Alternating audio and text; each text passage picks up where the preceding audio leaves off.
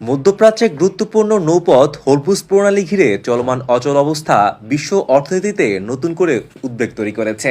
বিশ্ব তেল সরবরাহের 20% বেশি এই পথ দিয়ে পরিবাহিত হয়। সংকট দীর্ঘায়িত হলে জ্বালানি বাজারে বড় ধরনের প্রভাব পড়তে পারে। বর্তমানে প্রায় 2000 জাহাজ ও 20,000 নাবিক পারস্য উপসাগরে আটকা পড়ে আছে। নিরাপত্তা ঝুঁকি ও নো মাইনের আশঙ্কায় হরমুজ প্রণালী জাহাজ চলাচল কার্যত স্থবির হয়ে পড়েছে। যুক্তরাষ্ট্র জানিয়েছে জলপথে পেতে রাখা মাইন অপসারণে অন্তত 6 মাস সময় লাগতে পারে। এরই মধ্যে আন্তর্জাতিক সামুদ্রিক বীমা কোম্পানিগুলো রুটটিকে অত্যন্ত ঝুঁকিপূর্ণ ঘোষণা করে ট্যাঙ্কার জাহাজের যুদ্ধ ঝুঁকি বীমা বাতিল করেছে। ফল বীমা সংকটে অনেক জাহাজ চলাচল বন্ধ হয়েছে।